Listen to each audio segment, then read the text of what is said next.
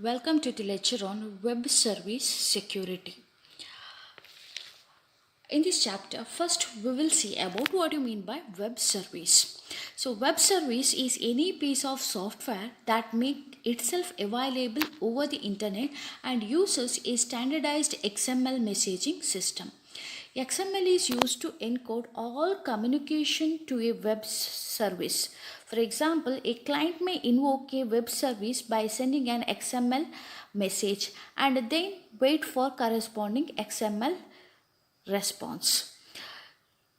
So, security is critical to web services. In this chapter, we are going to study about how security will be provided for web services with respect to confidentiality, authentication, and network security. Introduction. The emergence of web in 1993 has helped to change the way in millions of users shop, bank, and pay their bills. The availability of the web, that is 24 into 7 around the clock, the interactive nature of the web application and personalized nature of experience on some website have all played a major role in providing convenience to the users. The earlier web application used Java Servlet, JSP or ASP. Scalability and reusability together with support for transaction processing, security, etc. was provided by the next generation of component based web technology such as J2E and .NET.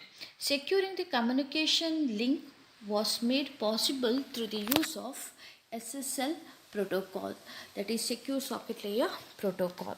So many of the earlier web application involved human to program interaction. But applications such as supply chain management, it is different from the traditional web application in several significant aspects. That is, the programs communicate with each other over the web with little or no human intervention. Services might have a composite nature, such as composite service, that may involve multiple providers, each will be providing a atomic service. There are potentially a large number of atomic service provider offering different services, so client will have a choice and can dynamically change the provider too. The client and provider may be running application using different web technologies on diverse computing platform with different operating systems. Just consider the example of a web-based travel planning. It is an application that possesses many of the features what we have discussed. A user might visit a website for travel for his or her travel agent to book an airline ticket. It would be convenient if the user could also reserve a room or rent out a car in the same login session. In this case, there are four atomic service providers: the travel agent, the airline, the hotel chain, and the car rental company.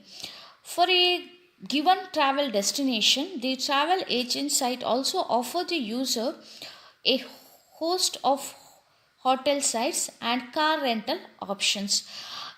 There are thus multiple atomic service provider a user may choose from that which suit best for his needs and budget.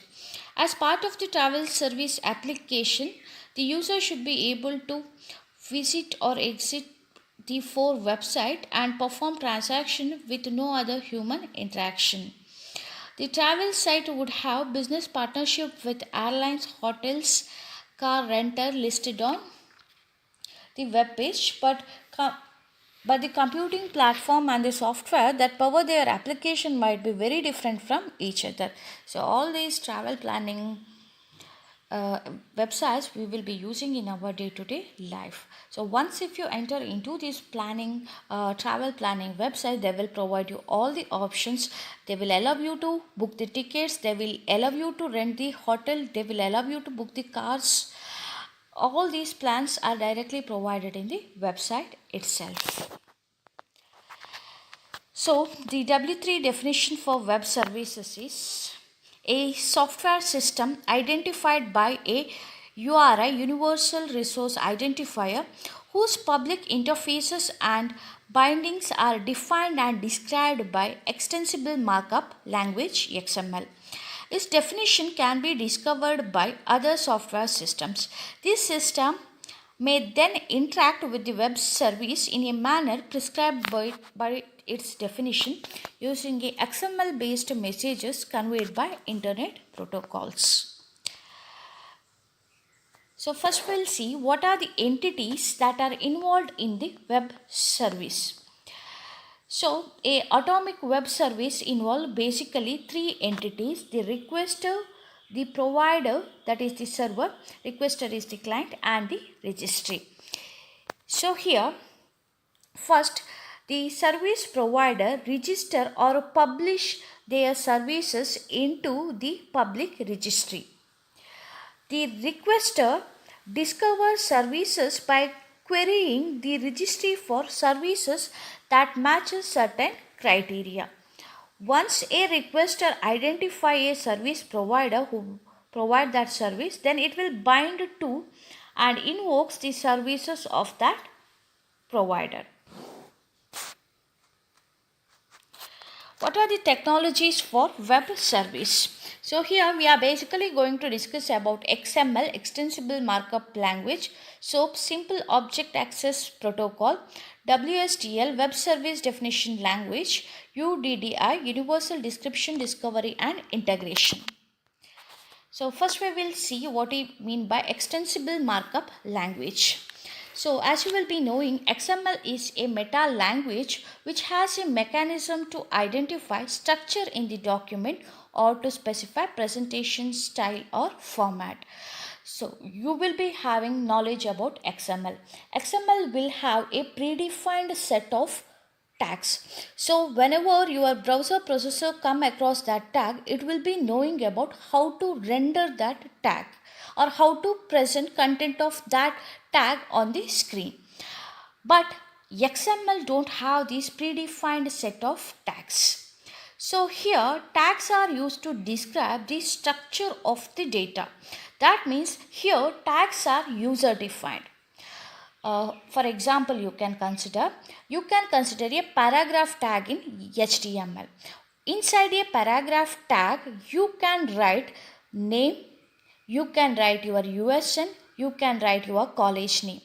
But all these three different informations are encoded inside the paragraph tag.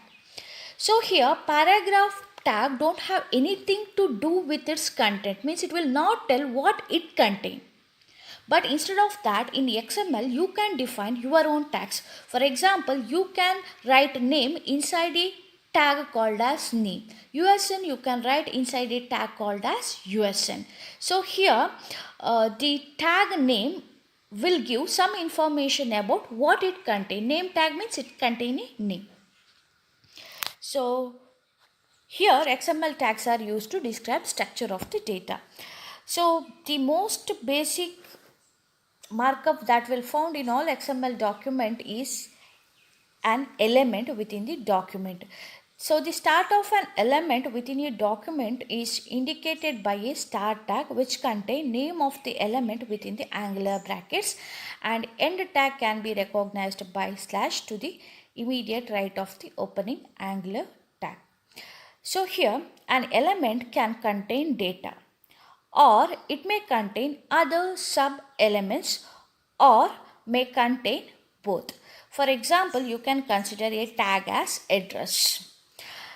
The address tag, inside that it can contain some sub-tags like street number or city or some location tag location. All that information can be contained inside address. These are part of the address, so these will be written as sub-elements. An element may contain 0 or more attributes. So here you can specify the attribute for a element. An attribute is basically a name value pair which will appear after name of the element in the start tag. So here you can view one of the tag, look over here, this is a item tag. Here you will have part number is equal to some number. So this is attribute, part number is attribute of item. So this is a simple purchase order from XML. So here the root element of this is purchase order. Look, everything is enclosed within purchase order. So this purchase order again have different elements inside that. First is the shipment to, so here country is an attribute, this is the nested elements. So here the shipment to contain to whom, name, street number, city, state. Here you can see each of the tag is with respect to the value what it contain. It will tell about the value. So again it will have different items. So here in this case there are two items. Within items tag there are two items which are defined. So item with part number 129BZ and 798RD. So inside item again the product name, quantity and unit price is specified. So this is the way of defining a XML document. Now the problem is whenever whenever the browser encounter this document, it can find a different tags, but it will not be knowing about how to render these tags because these are user defined tags. So in order to define that, XML schemas are used. So XML schema will give information about how a user defined tag can be processed by the browser. So these defines set of rules. These will indicate what is that element type, if it is name, whether it is a string, decimal, complex. So it will tell what kind of information that tag contain. For example, if it is a name, it contain a string. What is an element option? If not, how many times that will it occurs? For example, some a student will have a unique USN ID. Like that, some elements will have one value or some other tags will have multiple values. So that can be specified. And also, does an element have an attribute? And what is the content of the element and what are its sub-elements? And what is the sequence of elements and how they can be nested? All these rules are specified in the XML schemas. The next one is a protocol, that is Simple Object Access Protocol. So SOAP is basically a framework for exchanging structural information over the internet. So SOAP protocol define one-way message transfer between two entities. So SOAP message is an XML document which is made up of an envelope. So here in SOAP, envelope is the root element of every SOAP message. So it contains two child elements. One is the header, other one is the body. So here header is always optional, body is the mandatory thing. The header may include security meta information such as encryption algorithm used or digital signature compute on the message, etc. It is used to pass application related information that can be processed by SOAP nodes along the message path. So here SOAP body is mandatory sub-element of SOAP envelope.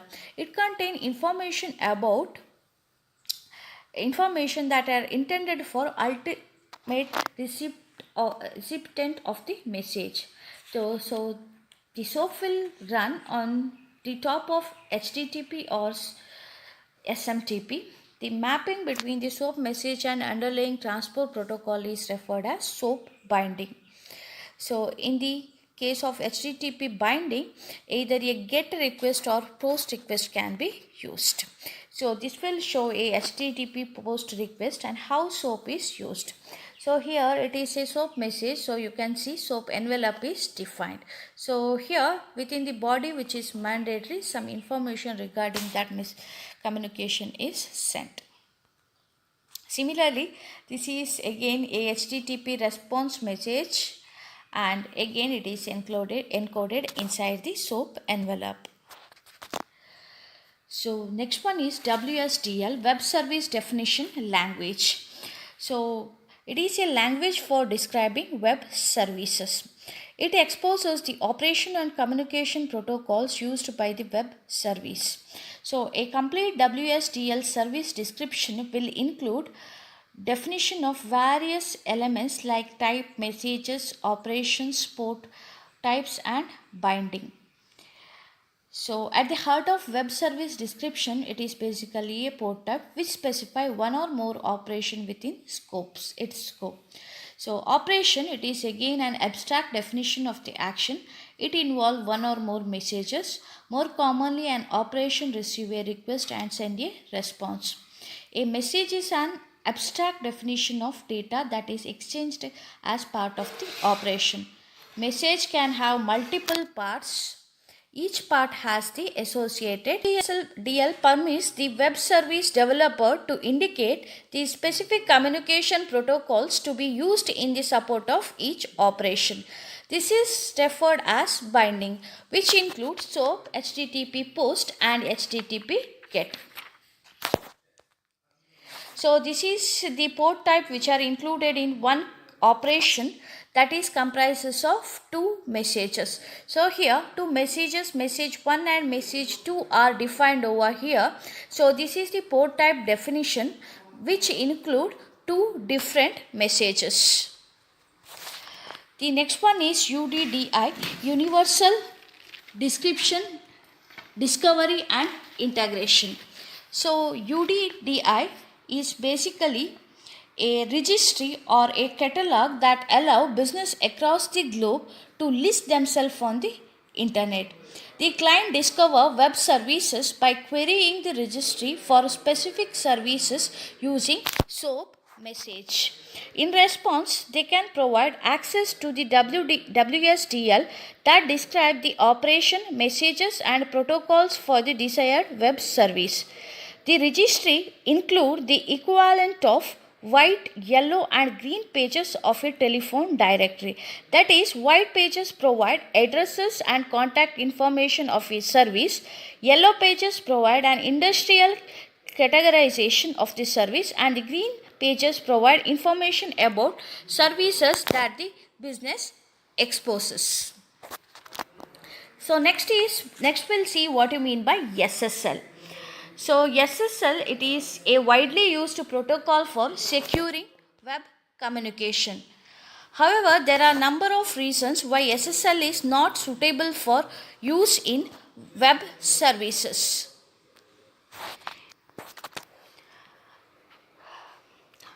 Messages created or received by web services may involve several intermediaries. Since SSL is a point-to-point protocol, messages will have to be decrypted and re-encrypted by intermediary. What web services require is not point-to-point but an end-to-end security. Another limitation of SSL is that it is a transport layer protocol that performs encryption and integrity protection of transport level entities. It actually does not understand XML. Encryption and signing of specific element of a messages are required by the web services. So SSL on the other hand encrypts and integrity protects messages in their entirety. What is web services require is actually a fine-grained message protection. Web service security. Web service security addresses some of the most basic problems in securing the messages used in web services.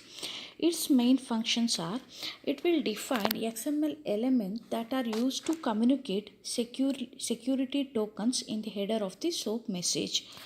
Together with the XML encryption standard, it defines the syntax and processing rules used to encrypt one or more part of the SOAP message. Together with the XML signature standard, it will define the syntax and processing rules used to create and represent a digital signature on one or more part of the SOAP message. Security related informations, usually it will be contained within a tag called as security elements in the SOAP header. The security element include security tokens, keys, signature, timestamp, and security meta information. A security claim is a statement made about a subject identity, signing key, a subject's privilege, etc. A claim may be made by the subject himself or by another party on the behalf of the subject. One or more claims are represented by security tokens. For example, username plus password, an X509 certificate or a Kerberos ticket. The username plus password is one of the most commonly used security token. The default is to send the password in the clear, but it is not a very secure option. Alternately, we can encrypt the password along with a nouns and timestamp. These may be concatenated and then hashed using a cryptographic hash function such as SHA-1. So the username, hash, and nouns and timestamps are sent in a username token. So this is an example of username token. Here you can see the username, the password which is encrypted, the nouns is sent along with this timestamp, that is the created, when it is created, that information. The security tokens containing usernames are pure text. Some tokens are contain binary data such as signature or keys. The binary security token element is used in this case. So this is an example for that. Next is how XML encryption will take place. The XML encryption standards was developed by W3C in 2002. It defines XML elements for representing encrypted data and keys used for encryption. One of its key attributes is that it allows encryption at different level of granularity. That is, it may be on the entire document or maybe a complete XML element within the document or on the content of the XML element. The standard permits any combination of elements within the body or the header of the SOAP message to be encrypted. The encrypted data element is used to represent encrypted data in the SOAP message. So you can view over here, this is the encrypted data element. So it will include the which algorithm is used and information on the key used for encryption may also be placed. The actual ciphertext for each encrypted message is encrypted inside the cipher value sub element. So if the key used for encryption is a short term or a session key, then it should be transmitted in the encrypted form. For this purpose, it encloses an encrypted key element and it will be placed in the SOAP header. The key info element identifies the keys used to encrypt the short term key. The ciphertext of the encrypted short-term key appears in the cipher value element. The segments of the SOAP messages which are encrypted using short-term key is indicated by reference list sub-element. So here you can see all these elements. You will have encrypted key. It is what kind of encrypted algorithm we will use, that information will be inside this, and we will have the key info tag over here, and also we will have cipher data and reference list tag. It will contain the encrypted segments that are included in the encrypted key. All this information will be present. Next is XML signature. The XML signature standard was developed jointly by W3C and IETF in 2002. It specifies the syntax for signatures and signature keys while offering a rich set of options for signing the XML document. For example, a part of the document can be signed by an entity. One or more intermediaries may attach their signature to the document. Two entities may sign overlapping or disjoint part of the document. Like standard RSA signature, XML signature involve computing the hash of the document followed by the encryption using signer's private key. The first step in generating an XML signature is canonicalization. The part of the document that need to be signed are first transferred into canonical form before computing their hashes. Canonicalization guarantees that syntactically identical documents produces the same serialized representation. Signatures are included in the header of the SOAP message containing the document. More specifically, they are contained in a signature element in the header.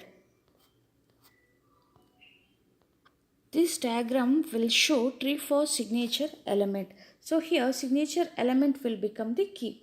So the signed info within this element, it is included information about canonicalization algorithm and signature algorithms. And again this is having sub-elements. So a single signature is computed over possibly multiple elements in the document. Some of the element may be in the header and other may be in the body of the SOAP messages. So reference to all these are included within signature info. Each reference is followed by the digest algorithm used computing in digest and the digest values. The signature value, this element contains the digital signature. The next one is key info. This element typically include reference to key materials that is needed for verifying the signature at the receiver end. Next is SAML, Security Assertions Markup Language. So we'll see what is this with the help of an example. Consider a principal C who happen to be a long-term client of service provider SP1. Each time C requests a service from service provider 1, he need to be authenticated. This can be done through the standard login password route. Another possibility is for service provider 1 is to store a cookie in C's browser, which would be transparently dispatched to SP1 each time when C visits service provider 1's website. The browser cookie could be stored in encrypted form information about C's identity. Relevant attributes of C may also be stored in the browser cookie or at the server. Now suppose C wishes to use the services of another service provider, let it be SP2. If C is a total stranger to SP2, on what basis might SP2 trust C? That is, if SP1 and SP2 share a trust relationship, then SP2 could read the cookie stored in C's browser that is created by SP1. The cookie could include information such as SP1 trusts C. If SP2 knows that SP1 trusts C, then SP2 might also be willing to trust C. But this solution will have a serious problem. It will lead to a serious problem. In particular, browsers do not allow cookies created by one server to be dispatched to a server in the different domain. So, for example, a cookie created by the web server at www.csc.iitb.ac.in can be read by a server at www.ee.iitb.ac.in but not by web server, that is at www.csc.iitk. Previously I have mentioned name as IITB. Now server is iitk.ac.in. It cannot be read by some other web server. So what are different assertion types? The security assertion markup language SAML developed in May 2002 by Organization for Advanced of Structured Information System OASIS is a standard that address such problems what we have basically discussed. So SAML provide XML schema for expressing the assertion about the principal. So there are three type of SAML assertion and their XML syntax are: an authentication statement is a assertion by identifier, for example SP1, that is I, that it did authenticate a principal C using a particular authentication message at a particular point of time. An attribute statement is an assertion by identity provider I that the value of attribute A for principal C is A. An authentication statement again is an assertion by identity provider I that principal C is permitted to perform an action or operation O on resource R. So this is an example of SAML assertion. It is an authentication statement containing the identity of the issuer and the principal. So here URL is used to identify the issuer, URL is used, and an email ID is used to identify the principal. The statement indicating the date and time in which principal was authenticated. It asserts that the principal was authenticated using a password transmitted through a protected channel. It also includes explicit condition that authentication is valid for 26 hours, that is not before, not after. This will give that duration.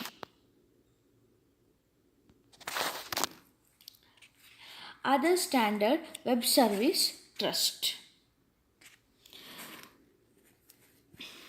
So we'll see what I mean by web service trust. Two endpoints of a web service may have never interacted with each other. To build trust between themselves, they could use an intermediary known to both parties who could create a SAML token on behalf of the party that need to be authenticated. This is just one way of establishing trust. We need a framework that is more powerful and general. So here you can see a wish list, that is our framework should encompass different kind of trust, direct trust and indirect trust brokered by one or more intermediaries. Besides SAML token, we need to support other token types like simple password based token, digital certificate, Kerberos tickets, etc. Our framework should be able to define messages for requesting security tokens from a security token service. We also need to define messages that communicate these security tokens. Finally, we need to validate tokens received from a client. The WS Trust standard is exactly the response to our wish list. Now just consider an example. Consider an importer I who wishes to import goods from an exporter E in another company. I and E are not known to each other. So we need to establish a trust relationship with each other. I and E have trust relationship with their local banks, that is IB and EB respectively. IB and EB do not have direct trust relationship with each other. They each do have a trust relationship with an intermediary, a well-known international bank called the correspondent bank CB. The trust relationship can be summarized as, so here you look at the beginning, I has a trust relationship IB, that is the bank, and E is having a trust relationship with EB. And IB and EB do not have any direct trust relationship, but IB trusts CB, which I mentioned as an international bank, and also EB trust CB.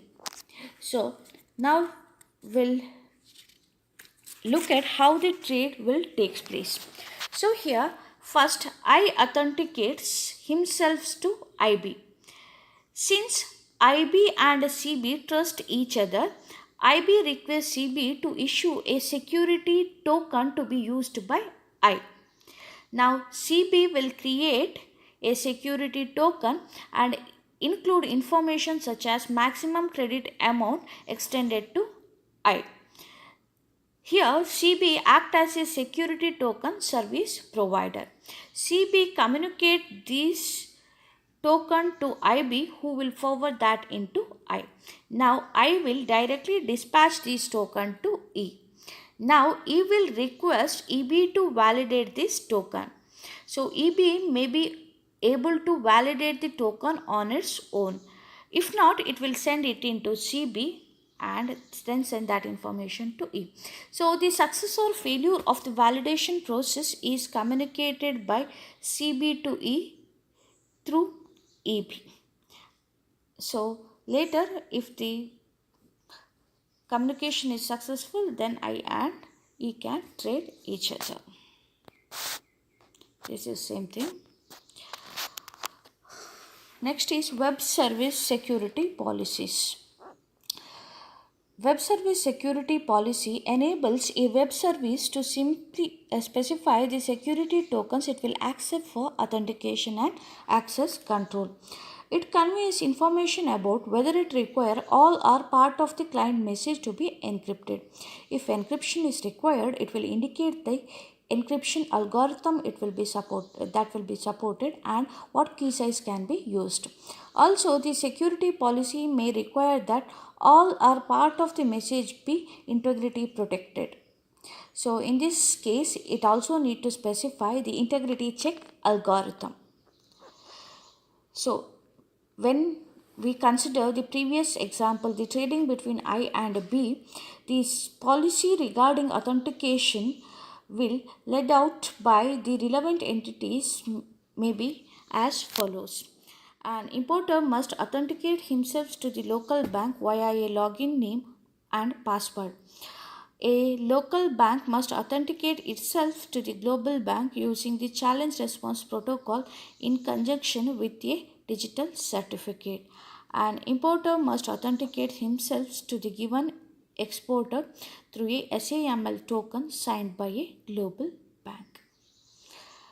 This is all about web service security, and this completes module 4. Thank you.